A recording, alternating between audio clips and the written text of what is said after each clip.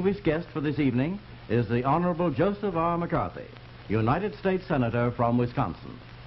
The opinions expressed are necessarily those of the speakers.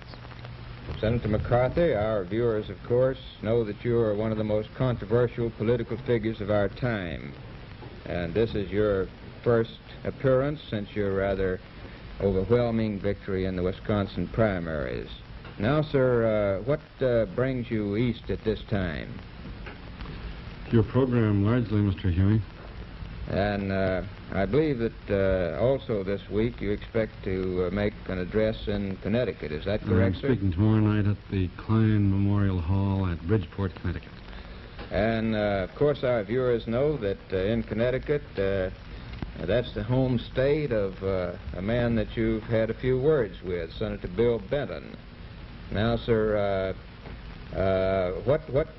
what's the purpose of your going into Connecticut? Is it to defeat Senator Benton or to try to help defeat Senator Benton? My purpose, Mr. Huey, will be about the same as the purpose in some 12, 13 states I'll visit, and that is to bring important facts to the American people. You see, I got a very strong feeling that most of our people in public life underestimate the intelligence of the American people. They try to argue and tell people how to vote. I think you need merely give the people the facts, and then you can go home and don't worry, they'll vote right. Well, now, at Bridgeport, Connecticut, do I understand you correct to say that you are opening a 12 or 13 state drive now in support of the national ticket? I think I'll be in, I may be wrong on the number, Mr. Huey.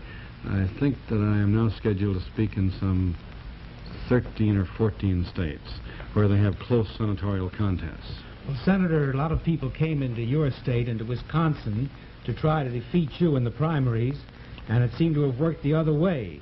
Mm-hmm. Now, don't you think that perhaps when you go into these states it may have that sort of effect? Well, Mr. Hazlitt, that's pronounced Hazlitt, right? That's right. I'm sorry. Mr. Hazlitt, I do not intend to go into those states and tell the people how to vote. I don't intend to go in and discuss the local men running for Congress or for senator. I intend to go into those states and give the American people the cold, documented picture of the sellout in Korea, the extent to which communism has been directing our foreign policy, our suicidal foreign policy, if you please. And if the American people want more of that, then they can vote for the present administration. I may say this, that my appeal is largely made to Democrats. I feel that the millions of Americans who have long voted the Democrat ticket are just as loyal, they love America just as much, they hate communism just as much as the average Republican.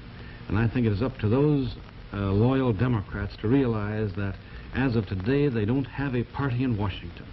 The only way they can have a change is by voting Republican. Well, do you think a lot of Democrats came in and voted for you in the Wisconsin election? I don't think it. I know it. Our normal, let's put it this way, 2 years ago, the Democratic vote was about 47% of the total. The Republican vote, 53%. This year we had a, let's see, I think these figures are right, 83% Republican vote, 17% Democrat vote, and most of the Democrats apparently voted for McCarthy because I carried the Democrat wards normally better than I carried the Republican wards, which proves my contention, and that is that in this fight against communism, it isn't a Democrat fight, it isn't a Republican fight. And for that reason, I don't go into any state and tell the people how to vote. What is the broader interpretation of your own victory in Wisconsin as you see it? Well, I would say, Mr. Hazlitt, number one, it was not a vote for McCarthy. It was a vote on an issue, an all-important issue. The American people recognize that the one real issue, not the phony issue, is the issue of communism, corruption, all tied up with the Korean War and World War, call it 2.5, call it a police action, call it what you may. It means that the American people are sick way down deep inside at what's been going on. And that, it was, I'd like to consider it a tribute to McCarthy, but it was not. It was a vote upon an all-important issue, and I just hope that many of our good friends realize that that is the issue this year. Well, you imply, Senator, by saying that they didn't vote for McCarthy, you imply that you've become something of a symbol now to a large group of Americans. Now, just what do you believe you symbolize in the American political scene now? I don't quite like the way you put that question, Mr. Huey. Let's put it this way. Many people have been waiting for someone to expose the extent to which our suicidal foreign policy has been dictated from the Kremlin. They've been waiting for someone to really get up and fight corruption the way men like Senator Williams have fought it. And I think my people in Wisconsin were voting an approval of a fight against communism, corruption, the sellout of American interests. And they weren't voting for Joe McCarthy. Well, would you I happen to be the recipient of the vote, and I certainly appreciate it a great deal. Well, would you say the other side of that coin is that you were the recipient of all the protest vote in Wisconsin? I mean, that they were voting for you in order to protest against what you outline have been the failures of the administration. That might well be, Mr. Huey.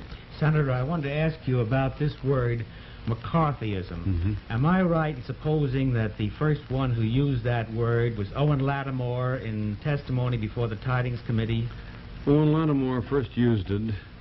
Let me correct myself. I think it is first used by Lattimore or by the Daily Worker, but the testimony now is that 40 top communists met in New York and decided how they would fight McCarthy, and that they then coined the phrase McCarthyism. Now, as to the date of that, whether that was the day before Lattimore testified or the day after, I frankly don't know. But that's the origin, as you see it. Either the Daily Worker's publication of it or the Owen Lattimore testimony was the first time it was used. Or the testimony by Howard Rushmore, the 40 communists met and said, we'll coin the phrase McCarthyism and use that. I wanted to ask you here something about a point that came up in the testimony, the congressional testimony about the Institute of Pacific Relations. This was about a year ago, and it was a letter written by the secretary of the IPR to a Mr. Barnett, asking about a meeting they were going to have at Mount Tremblant and the people that they ought to invite to that meeting. Mm-hmm. And William Lockwood says here in writing as secretary of the IPR, another possibility we might consider is someone from Knox's office or Stimson's. Coe and Hiss, meaning Alger Hiss, mentioned Adlai Stevens, one of Knox's special assistants.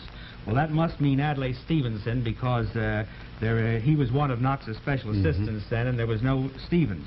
Now, why, in your opinion, would Hiss, back in 1942, have recommended Adlai Stevenson as a participant in that meeting? What qualifications did Adlai Stevenson have as, let's say, a Far Eastern expert at that time? All the qualifications that Alger Hiss wanted in a man, I would say. And keep in mind that Coe, the other man recommended by Alger Hiss, has been named under oath 7 times as either a communist or an espionage agent. Let me say this. I'd rather not go to Stevenson's record in too great detail at this time, because we have just completed a complete and thorough research on Adlai Stevenson. Who is we? And I intend to give that picture on a nationwide network, and television, I hope, also.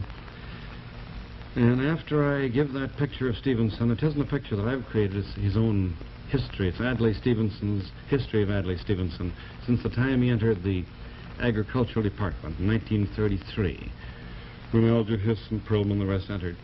And after I give that history of Stevenson, if the American people want him, they can have him.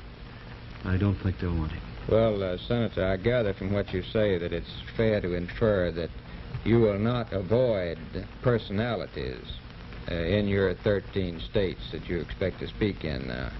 I will never avoid giving the facts to the American people, Mr. Huey. It's so easy, you see, to talk about communism generally, to talk about the sellout in China and Korea generally. But unless you call the roll of the traitors, unless you call the roll of those who have been responsible for the suicidal foreign policy, it's a waste of the speaker's time and the audience time. And I don't intend to ever get up and, in general terms, talk about treason, talk about sellouts. You see, foreign policy isn't like little topsy. It doesn't just grow. Treason isn't like little topsy. It doesn't just grow. It's created by men with faces and men with names.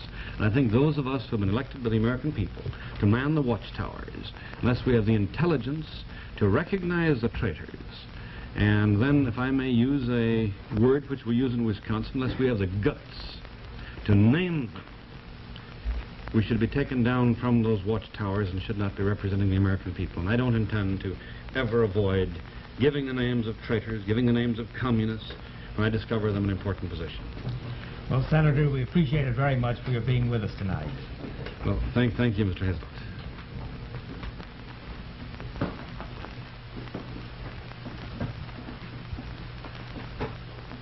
The editorial board for this edition of the Longines Chronoscope was Mr. William Bradford Huey and Mr. Henry Hazlitt. Our distinguished guest was the Honorable Joseph R. McCarthy, United States Senator from Wisconsin.